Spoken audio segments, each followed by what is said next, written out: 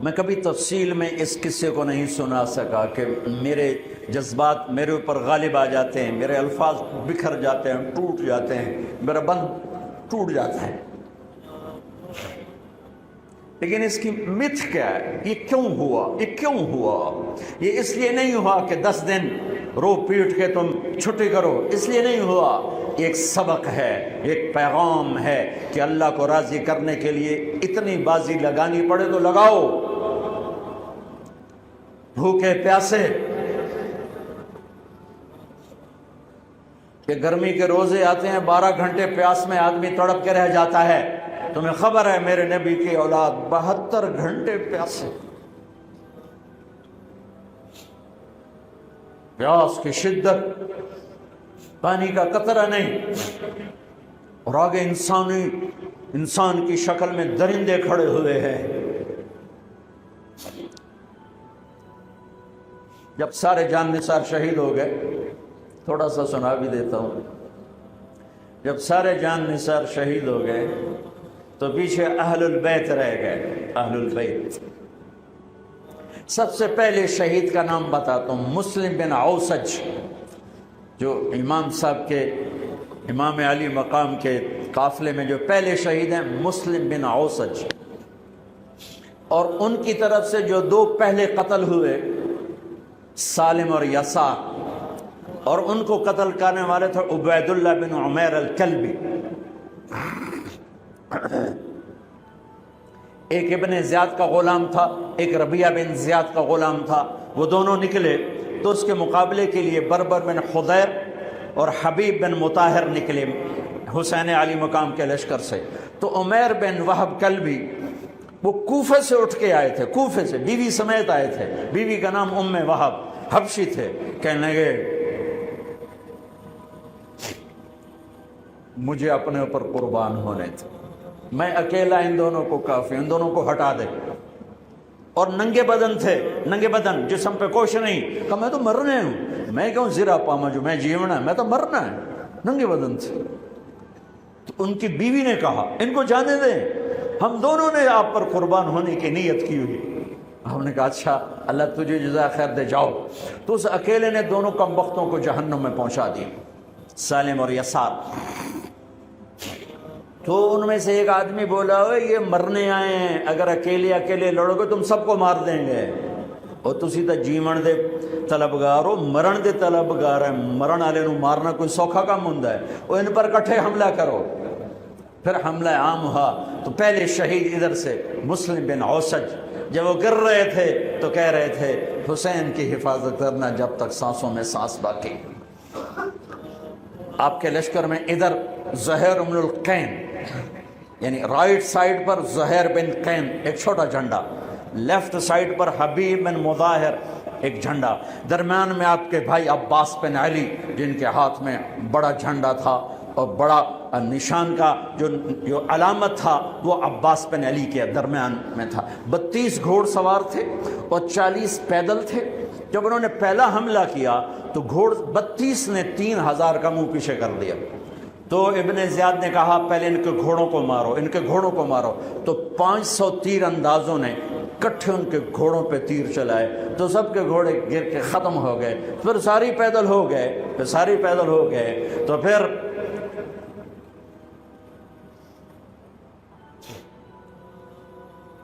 میں اٹک جاتا ہوں،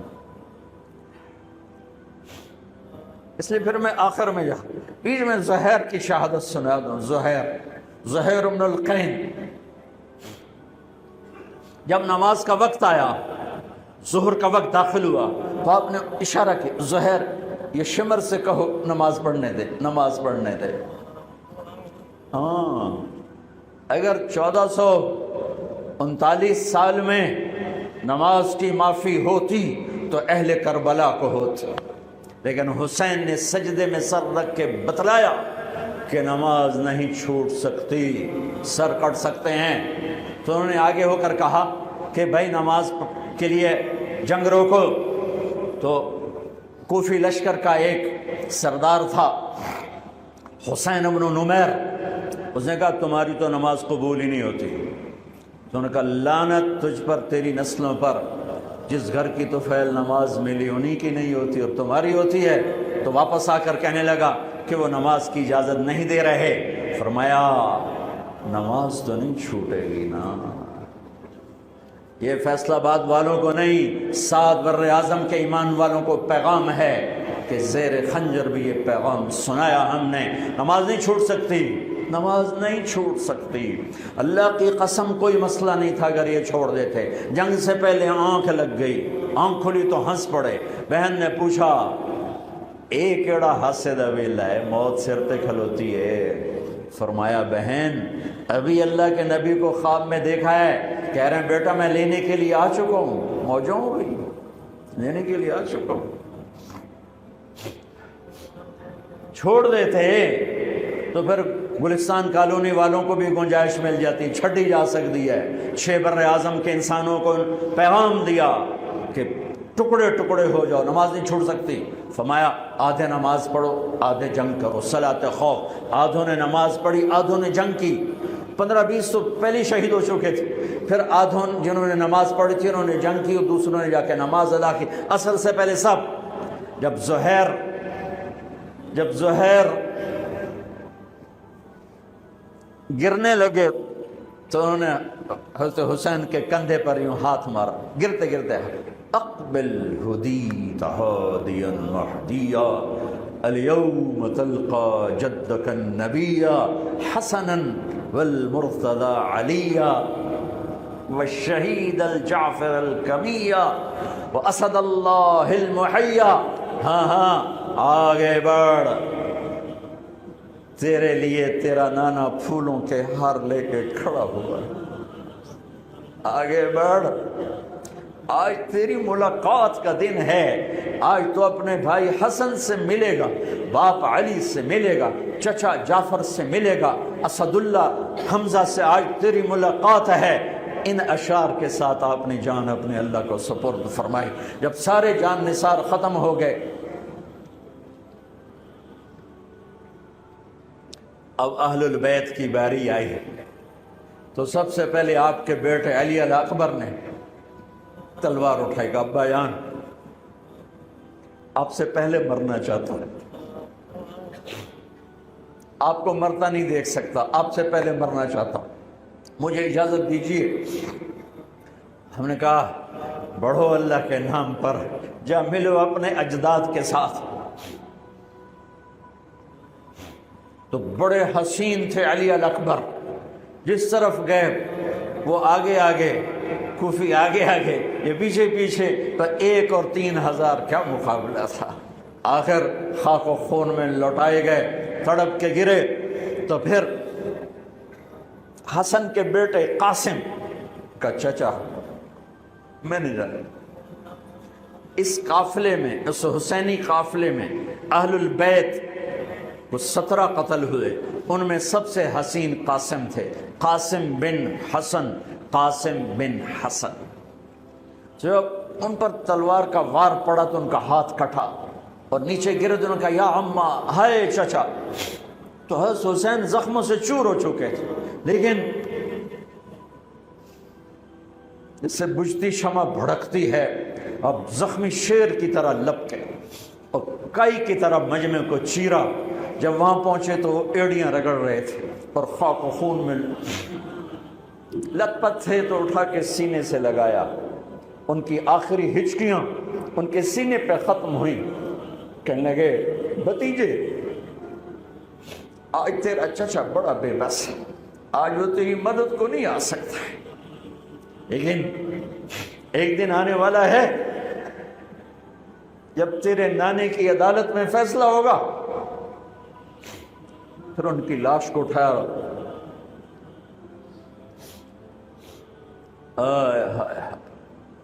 عبداللہ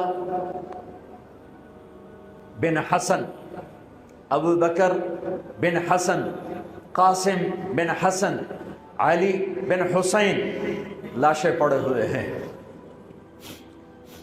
عبداللہ بن عقیل، عبد الرحمن بن عقیل، علی کے بھائی لاشیں پڑے ہوئے ہیں.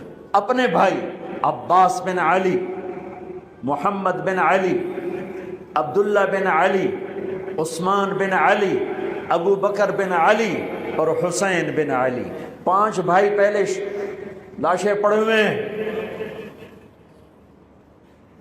اون بن عبداللہ بن جعفر، محمد بن عبداللہ بن جعفر، عبد الرحمن بن مسلم بن عقیل، جعفر بن مسلم بن عقیل، عبداللہ بن مسلم بن عقیل، عبداللہ بن ابو سعید بن عقیل، یہ سب اہل البیت ہیں جن کے لاشوں کے انبار ہیں۔ اور آخر میں ایک بچہ 2 سال کا عبداللہ، آپ کو خواب و خیال بھی نہیں تھا کہ اس بچے پر بھی کوئی اس طرح کا ظلم و ستم ڈھائے گا، تو آپ جب اکیلے رہ گئے تو آپ نے کہا عبداللہ کو بھیجو۔ آخری ملاقات بیٹے سے، تو اس کو سینے سے لگایا، چوم کے یہاں بٹھایا، ابھی تقدیر کا کچھ امتحان باقی تھا۔ 2 سال کا بچہ، شامی لشکر سے بنو اسد کا ایک بنو ابن الموقد، اس نے تیر جو چلایا خطا بھی جا سکتا تھا، یہاں آ کے لگا اور پار ہو گیا۔ بچے کی گردن ایسے ڈھلک گئی، یہاں امام علی مقام۔ ارے بھائی،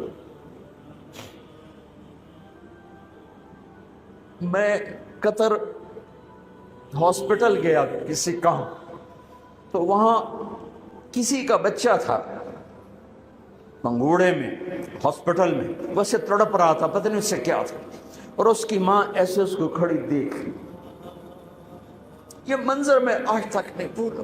اس ماں کے چہرہ، صرف اس کی آنکھیں نہیں رو رہی تھی، مجھے اس کا سارا وجود روتا ہوا دکھائی دیا۔ اس بچے کے اوپر ڈاکٹر کھڑے ہوئے ہیں، اچھا نہیں کیا، مجھے نہیں پتا اس کو کیا تھا، وہ ایسے ایسے بے قرار ہو کے تڑپ رہا تھا۔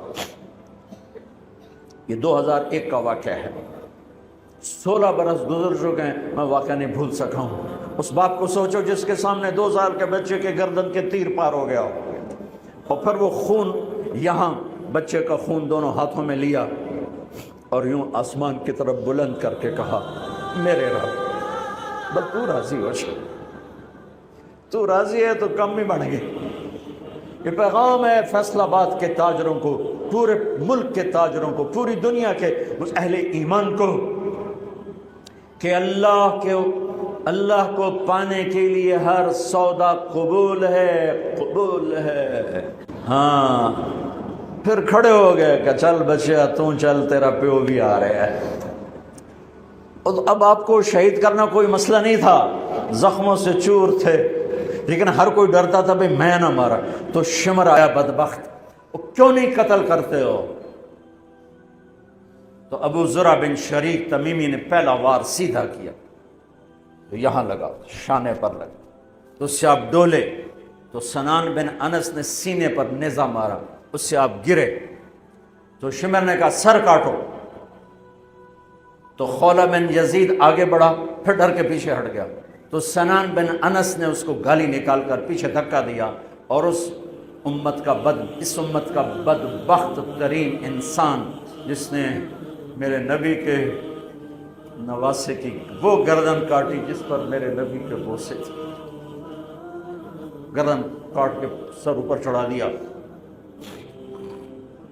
پھر خیموں کی طرف بڑھے، تو اللہ کو زندگی مقصود تھی، آل رسول کی نسل چلنی تھی، تو علی ابن الحسین بیمار تھے، جن کو زین العابدین، ابھی میں ان کا قصہ سنایا، اس پر شمر کی تلوار رک گئی کہ چلو بیمار ہے چھوڑ دیا جائے، بیمار ہے چھوڑ دیا جائے۔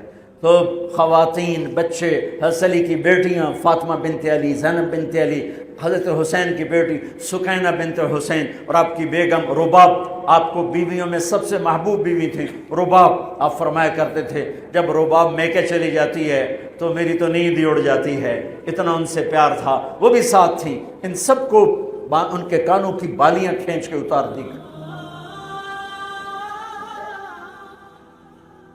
پھر ابن سعد نے کہا 10 گھوڑ سوار آؤ، انہوں حسین کے جسم پہ گھوڑے دوڑا دیے، ادھر سے ادھر سے ادھر سے۔ جب قافلے کو گھسیٹ کے باہر لائے، لے جانے لگے، تو حضرت زینب نے دیکھا 72 سر نیزوں پہ چڑھے ہوئے تھے، سب سے معصوم سر عبداللہ بن حسین، وہ بھی نیزے پہ چڑھا ہوا تھا۔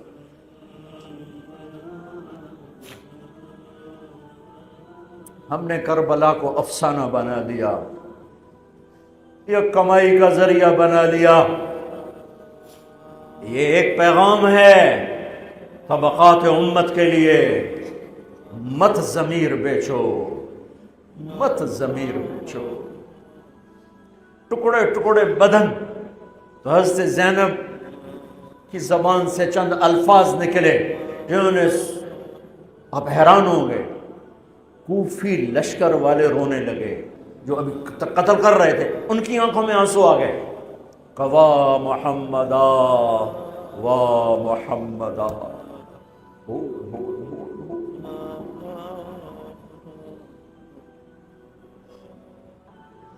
اے محمد مصطفیٰ، اے محمد مصطفیٰ، هذا حسین بالعراء مزمل الدماء مقطع الاعضاء، وا محمدا وا محمدا، اے محمد مصطفیٰ، اے محمد مصطفیٰ، بناتک السبایا ذریتک مقتلہ تصفی علیہا الریاح۔ آج حسین کی بارات ہے محمد مصطفیٰ، آج تیرے نواسے کی بارات ہے، آج اس نے اپنی بوٹیوں کا ہار گلے میں ڈالا ہے، اپنے خون کے قطروں سے بنا ہوا لباس پہنا ہے، آج وہ سرخ جوڑے میں بڑا حسین نظر آ رہا، آج وہ سرخ جوڑے میں بہت پیارا لگ رہا، اس کا جسم بکھرا ہوا ہے، اس کی بوٹیاں بکھر گئیں، اس کے بدن کے ٹکڑے ٹکڑے ہو گئے، آج اس کا لاشا پڑا ہے۔ یا ہے محمد مصطفیٰ، آج آپ کی بیٹیاں قید میں ہیں، آپ کی اولاد ذبح ہو چکی ہے، ان پر کفن ڈالنے کی اجازت نہیں دی تھی ان بدبختوں نے، تو تصفی علیہ الریاح، کوفے والوں نے کفن بھی نہیں دینے دیا، تو ہم ہوا نے مٹی اڑا کر آپ کی اولاد کو مٹی کا کفن پہنا دیا ہے۔ ہاں، یہ کٹا ہوا سر پھر صرف حسین کا ابن زیاد کے سامنے پیش کیا گیا، تو اس نے منہ پہ چھڑی ماری، پھر چھڑی ماری، پھر کہنے لگا میں نے ایسا حسن نہیں دیکھا کہ مر کے بھی چہرہ مسکراتا چمکتا ہو۔ تو حضرت انس نے کھڑے ہو کر کہا او ظالم، یہ چھڑی یہاں سے ہٹا، نہ کر، میں نے ان ہونٹوں پہ اللہ کے نبی کے ہونٹوں کو لگتے دیکھا ہوا ہے، نہ کر۔ کہنے لگا تو بوڑھا نہ ہوتا تو میں تیری گردن اڑا دیتا، تیری عقل خراب ہو گئی ہے۔ تو میں میری نہیں، تیری عقل بگڑی ہے، آنے والے دن تو دیکھے گا تیرے ساتھ کیا ہوگا۔ پھر یہی سر یزید کے سامنے رکھا گیا، اس نے منہ پہ چھڑی ماری، تو زید ابن ارقم کھڑے ہو گئے، کہنے لگے نہ کر، میں نے ان ہونٹوں پہ نبی کے ہونٹوں کو لگتے دیکھا ہوا۔ میرے بھائیو، نماز کا وقت قریب ہو گیا، بلکہ میں نے زیادہ وقت لے لیا ہے، میں کسی کی تفصیل تو زندگی بھر کبھی نہیں سنا سکا، اشارے کر دیتا ہوں، پڑھو اس کو، پڑھو، خود پڑھو، پیغام لو، پیغام لو۔ ہے ظلم کا ساتھ نہیں دیا، جھوٹ کا ساتھ نہیں دیا، ذبح ہو گئے نسل سمیت، بچوں سمیت۔ پوری دنیا کے تجار کو پیغام ہے، جھوٹ سے بچ، خیانت سے بچ، سارے دفتر والوں کو پیغام ہے، رشوت سے بچو، رشوت سے بچو، ظلم و ستم ڈھانے سے بچو۔ ساری دنیا کے میرے ملک کا ایک ایک طبقہ ضمیر بیچ کے سویا ہوا ہے، جہاں انصاف دینے والے بک جائیں، جہاں جج کے قلم کی قیمت لگے، جہاں جس دیش کے جج کو خریدا جا سکتا، جس کے قلم کو خریدا جا سکے، جس دیش کے وکیل کو خریدا جا سکے، جس دیش میں جھوٹے مقدموں کی بھرمار ہو، جس دیش کا ڈاکٹر مریض کو مریض نہ سمجھے گاہک سمجھے اور مرتے کی کھال اتارے، مرتے ہوئے کی کھال اتارے، جس دیش کا وکیل خود ایک مافیا گروپ بن چکا ہو، جس دیش کا، میں وکیلوں کا رونا کیا روں، میں ججوں کا رونا کیا روں، میرے دیش کا تو ریڑھی والا بھی ظالم ہے، مزدور بھی ظالم ہے، غریب بھی ظالم ہے، مالدار بھی ظالم ہے، ظلم کے اندھیروں میں دیش ڈوبا ہوا ہے۔ میرے بھائیو، ہمارا نیا سال شروع ہو چکا ہے اور ہم توبہ کریں اللہ کی بارگاہ میں۔ میرے بھائیو، میں بہت دہراتا ہوں اس بات کو، جس فرد میں، جس قوم میں، جس دیش میں، جس خاندان میں، جس معاشرے میں ظلم ہوگا، جھوٹ ہوگا، دھوکہ ہوگا، وہ تباہ ہو جائیں گے، چاہے مسلمان ہیں چاہے کافر ہیں۔ جس دیش میں، جس قوم میں، جس ملک میں، جس معاشرے میں، جس فرد میں سچائی ہوگی، انصاف ہوگا، دیانتداری ہوگی، اللہ ان کی حفاظت کرے گا، عزت دے گا، چاہے مسلمان ہیں چاہے کافر ہیں۔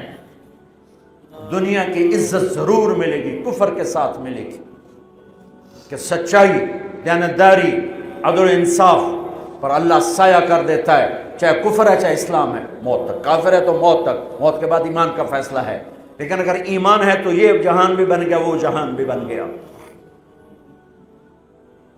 یہی فیصلہ بات کی بات ہے۔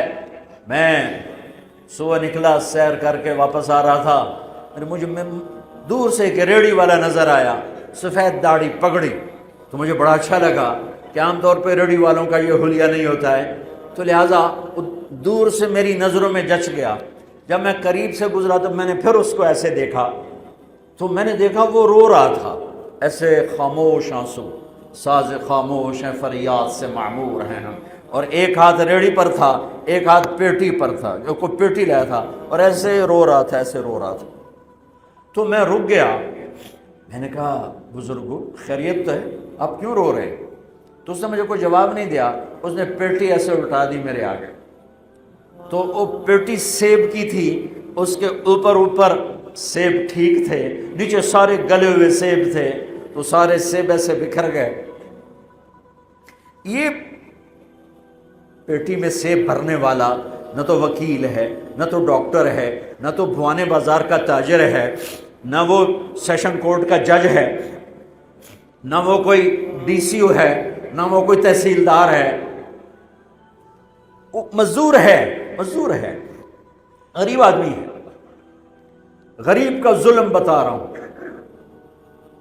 تو جب سیب بکھرے تو میں اس کو دیکھوں، سیبوں کو دیکھوں، مجھ سے کہنے لگا، کوئی اردو سپیکنگ تھا، پنجابی نہیں تھا، اردو سے کہنے لگا، بیٹا میں بہت غریب، اس کی بہت، اور جب اس نے زور ڈالا نا، میں بہت غریب، انہیں ایسے لگا مجھے کسی نے چھری سے میرا کلیجہ چیر کے رکھا، میرے آنسو نکل پڑے، میں اب رو رہا ہوں۔ اس واقعے کو 30 سال گزر چکے۔ بیٹا میں بہت غریب ہوں، صبح منڈی جاتا ہوں، ایک پیٹی لاتا ہوں، شام تک بک جاتی ہے، بچوں کے لیے تازہ آٹا لے کے جاتا ہوں، آج کسی نے میرے بچوں کی روٹی مجھ سے چھین، آج کسی نے میرے بچوں کی روٹی مجھ سے چھین۔ اسی سیب کی پیٹی کو اب اوپر تک لے جاؤ کہ لوگ جانوں سے کھیل رہے ہیں، اپنی عزت اقتدار جھوٹی عزتوں کے لیے عزتوں سے کھیل رہے ہیں، جانوں سے کھیل رہے ہیں، حقوق سے کھیل رہے ہیں۔ یہاں ایسے ضمیر بکتے ہیں جیسے بھیڑ بکریاں بکتے، یہاں ایسے زبان کے بول بکتے، اے نہیں کسائیاں کول جاؤ تو بچ سری دے وے زبان بھی آیا تو سر بھی آیا، یہاں ایسے دماغ بکتے ہیں جیسے بکرے کی سری بکتی ہے، ایسی زبانیں بکتی ہیں جیسے بکری کی زبان بکتی ہے، ایسے ضمیر کے سودے ہوتے ہیں جیسے بھیڑ بکریوں کے سودے ہوتے ہیں۔ اور میری جیب خالی تھی، میرے پاس کچھ بھی نہیں تھا، میں تو ایسے صبح نکلا تھا، مجھے اتنا صدمہ ہو کہ ہائے کہ میری جیب اتنے پیسے تو ہوں دیتے، بابے دی پیٹی جو کے پیسے تھے انہوں نے دے ہی دینا۔ آج تک مجھے یہ دکھ رلاتا ہے پھیلا دو سارے پنجاب سے، وہ کراچی سے لے کر خپلو تک، گلگت تک، سب کچھ یہی ہو رہا ہے۔ روتے ہیں حسین کو، کھڑے ہوئے ہیں یزید کے ساتھ، روتے ہیں آل رسول کو، کھڑے ہوئے ہیں شمر کے ساتھ، ابن زیاد کے ساتھ۔ ان مگر مچھ کے آنسوؤں کی میرے رب کی بارگاہ میں کیا قیمت ہے؟ میرا معاشرہ ظلم و ستم میں ڈوب چکا ہے۔ کہتے کہتے کہتے کہتے عمر بیت گئی۔ بھائیو جتنے بیٹھے ہو اتنے تو توبہ کریں ہم، کہ آؤ بھائی آج ہم اپنے اللہ کو راضی کرنا، اپنی زندگی کی منزل بنائیں، اپنی زندگی کا مقصد بنائیں۔ ظلم سے نکلو، جھوٹ سے نکلو، بہتان سے نکلو، رشوت سے نکلو، حرام سے نکلو، شراب سے نکلو، زنا سے نکلو، بدکاری سے نکلو، فحاشی سے نکلو، جوئے سے نکلو، جھوٹے مقدموں سے نکلو، جھوٹی گواہیوں سے نکلو۔ قتیبہ بن بکار کی مجلس میں مصر کا بادشاہ واز سنتا تھا، 18 برس آتا رہا، 18 برس، اور ہر سال 1000 دینار، 1000 دینار ان کو گفٹ کرتا تھا، 1000 دینار، کوئی 10 کروڑ روپیہ بنتا ہے، 1000 دینار۔ 18 سال کے بعد ایک فتوے پہ دستخط مانگے کہ یہاں سائن کر دیں، فتویٰ غلط تھا۔ انہوں نے کہا مولوی نو 18,000 دینار دیتے کیوں نہیں کرے گا؟ انہوں نے فرمایا یہ تو شرعاً خلاف ہے، میں کیسے دستخط کروں؟ وہ کہنے لگا کرنے پڑیں گے۔ کہا میرا ضمیر نہیں تم ایسے خرید سکتے، میں نہیں کروں گا۔ کہنے لگا میرے 18,000 دینار واپس کر۔ 18,000 دینار اربوں روپیہ بن چکا ہے۔ انہوں نے کہا مولوی بھکھا ساڈا کھاوے تے ساڈے اگوں سر چاوے۔ کہنے لگے ٹھیک ہے، گھر گئے، 18 تھیلیاں 1000 دینار کی، ان کے رسی بھی گرا بھی نہیں کھولی تھی، گرا پہ سرکاری مہر ہوتی ہے، وہ مہر بھی نہیں ٹوٹی ہوئی تھی، جیسی تھی ویسی لا کر اس کے سامنے رکھ کے کہا تو میرے ایمان دا مول اتنا ہی لایا اے 18,000، نکل جا میری مجلس سے جو کم وقت، تو نے مجھے 18,000 میں خریدنا چاہا، تو نے میرے ایمان کی قیمت یہ لگائی تھی۔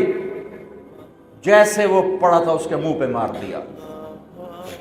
بھائیو ایسا اللہ سے ایمان مانگو، ضمیر مانگو جو اللہ پہ تو قربان ہو، لیکن ان سکوں پر نہ بک جائے، ان ٹھیکروں پر نہ بک جائے۔ نیت کرتے ہو سارے؟ توبہ کرتے ہو میرے ساتھ؟ کہو یا اللہ میری توبہ، پھر کہو یا اللہ میری توبہ، پھر کہو یا اللہ میری توبہ۔ پکی ہے تو اللہ کے ہاں قبول ہے، چونکہ میرے رب کو توبہ جیسے پسند ہے۔ سبحان اللہ۔ اور میری تمہاری تو عمر ہی کوئی نہیں ہے۔ میرا رب کہتا ہے میرا بندہ اتنے گناہ کر کہ زمین سے اٹھا کر آسمان کی چھت کو لگا دے، یہاں سے اٹھا کر آسمان کی چھت کو لگا دے، پھر صرف ایک دفعہ کہنا یا اللہ معاف کر دو، میں سارے معاف کر دوں۔ ہمارے گناہوں کی تو حیثیت ہی کوئی۔ میں نے مانچسٹر میں بیان کیا، آخر میں ایسے توبہ کروائی تو ایک نوجوان آ گیا، لاہور کا تھا، کہا جی مولانا صاحب یہ گناہ معاف ہو گئے سارے؟ میں نے کہا ہاں۔ یہ توبہ پہ ہو گئے؟ واقعی ہو گئے؟ میں نے کہا بالکل۔ جی میں نے بہت گناہ کیے ہیں، سارے معاف ہو گئے؟ میں نے کہا بالکل ہو۔ جی میں نے بہت کیے ہیں۔ میں نے کہا بیٹا تیری تو عمر ہی کوئی نہیں، تو نے کتنے کیے ہوں گے؟ تو رب کی رحمت کو جانتا نہیں۔ ہمارے بر صغیر کا معاملہ ڈراتے زیادہ ہیں، اتنا اللہ سے ڈرایا کہ اللہ سے جدائی کر دی، اللہ سے ہی بھگا دی۔ ایک دفعہ ایک آدمی کہنے لگا تسی مولویاں ساڈے کولو ساڈا رب بھی کھو لیا۔ بہت مالدار آدمی تھا۔ تسی مولویاں ساڈے کولو ساڈا رب بھی کھو لیا، تسی سانو رب کولو اتنا ڈرایا کہ اسی ہن آنے بھی پتہ نہیں ساڈے نال اس کرنا کی۔ میں نے کہا یار میں تو نہیں ڈرا، تمہیں تو خوشخبری دو بھائی اللہ کے پاس آ جاؤ، اللہ کے پاس آ جاؤ، نہ کہیں جہاں میں امان ملی، جو امان ملی تو کہاں ملی، میرے جرم خانہ خراب کو تیرے عفو بندہ نواز۔ اور کوئی راستہ ہے؟ اللہ کو مناؤ، ایک بول پہ مانتا ہے، ایک بول پہ مانتا ہے، ایک آنسو پہ مانتا ہے، پھر ٹوٹ جائے پھر کر لینا، پھر ٹوٹ جائے پھر کر لینا۔